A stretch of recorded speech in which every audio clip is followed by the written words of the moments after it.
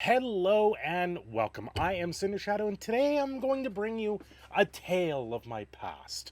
Things that I've gone through in my life, and why do I bring this up? Well, what I'm going to talk about is bullies, because I know they're out there. They still exist today, and it was something I dealt with most of my childhood. There's no hiding at this point. I was the joke of a lot of people. I was the kid that would always take the punch but never really throw it back, and I never really wanted to. That wasn't who I was, because my area of expertise was always up here. I was always the one kid that never really wanted to pick that fight. I never did pick that fight.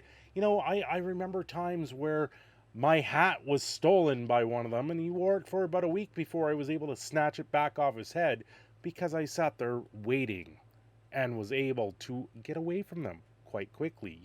Stuff like this.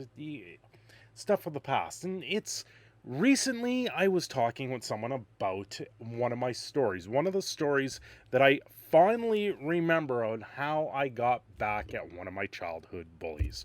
One of these stories that I will never forget, because it was one of those things where you just really had to sock it to them, and was able to get them back in such a way that no one really knew the full story except for myself and maybe the teachers at the time. Anyway, this goes back to phys ed. If you think that I'm not an athletic guy, well, I used to be a very athletic guy, and then I was diagnosed with my disease. And knowing things with that, I do have to take it fairly easy when it comes to sports. I can't sit there and turn around and play like a full hockey game or a full game type of thing. I can go shoot some hoops, but that's about it. I can't really push myself because it can aggravate symptoms of my colitis. It is healthy for me, so I try and do what I can do. I have a very physical work, but I do know my limits, and I have to settle that down. But when I was a teenager, when I was a kid, 13, 14 years old, I didn't let that stop me. I tried to play sports. I tried to do what I could. And at the time when we were in school, some of my favorite stuff was when we got to leave the school and go play soccer or baseball or softball outside. And this is a story of how I used to play softball. And I actually used to be on a school team to play softball. But before I really got into that, I knew the rules of the game. And when you're playing softball, there's certain things that are much different to baseball. Obviously, you have a much bigger ball. You have the no pop fly out. So what it is if you pop up the ball and it lands on the infield, you're out. You don't get to run. You were just out. And this was the type of rules that you dealt with in junior high and stuff like that. Grade 7, grade 8 was, I believe, when this really happened. And for the American folks, this is like you have elementary, which is K to 6, and then you have junior high, which is grade 7 and 9. So you're about 13, 14 years old at that point. And during the game, we were doing this as gym, or the teacher's pitching, and we squared off.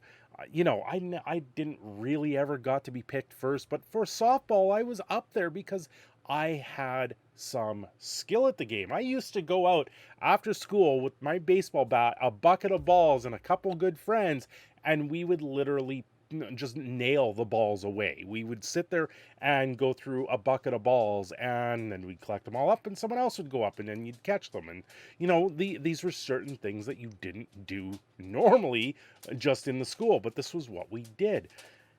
But so in when you have a full class, you're able to split off into two teams. That's quite easy.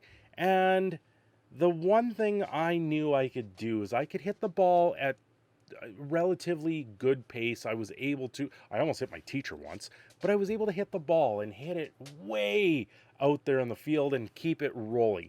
Well, I come up to bat, teacher throws the ball, and in softball, it's underhand pitch. And really, when it comes to softball, they're easy lobs to hit. It's not like baseball where you're trying to hit a ball that's screaming at you at like 70 miles per hour. You're hitting a ball that's been lobbed at you, and honestly, it's coming up. And if you're able to get the proper arc, don't go for full golf swing, but the full swing and hit the ball and just nail it far enough. Well, I was able to hit the ball, and it was just in the outfield. It wasn't far enough to really try and take bases. But I tell you, in softball, there is no stealing of bases. You can't sit there and get a lead off on a base. When you're playing softball at this level, if you step off the base, you're out. That's another one of these rules. So you can't step off to get a lead off.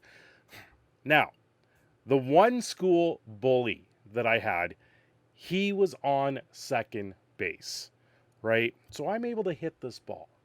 And because I know the rules of the game and I know how they're played, so this is the lesson. Learn your rules and know what you're playing. Know how to get those ins and outs. And this is part of why I excel at certain games like Magic the Gathering, and why I'm able to pinpoint certain things and pinpoint weaknesses of players, why I'm able to play poker, and why I'm able to actually understand what I'm doing in a lot of senses. Now, when it comes to baseball or softball in this sense, once again, you can't lead off on a base.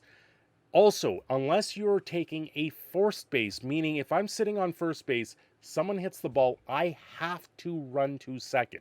If the ball reaches second base before I get there, I am out.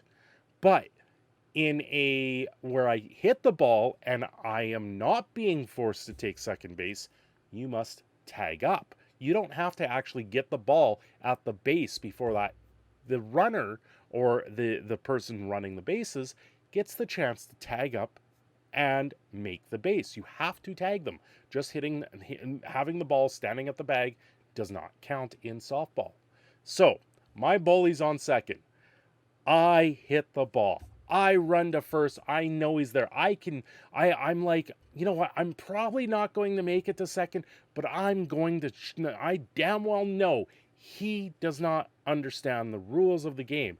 So I swing, hit the ball, run to first, and I keep going, right? To the surprise of the entire class, I keep going. I tag second and I run to third, right? This isn't no sit at second. I'm not sitting on second base with my bully sitting right there because he's just going to try and talk smack at me. He's going to try and start shit. I'm like, no, I'm running to third and I'm going to embarrass the crap out of my bully. I run to third and he's sitting there with the ball while I'm running to third because the ball made it to second, but while I'm running to third, I tag up on third and I stop because I know he's going to clue in at this point.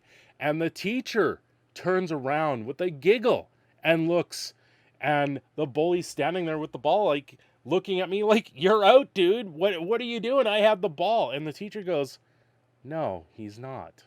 He just stole third." And this, my friends, is how I stole third base. Thanks for watching. This is Proud Canadian Phoenix signing off. Have yourselves a great day. I hope you like this little childhood story of my past. Don't forget to like and subscribe.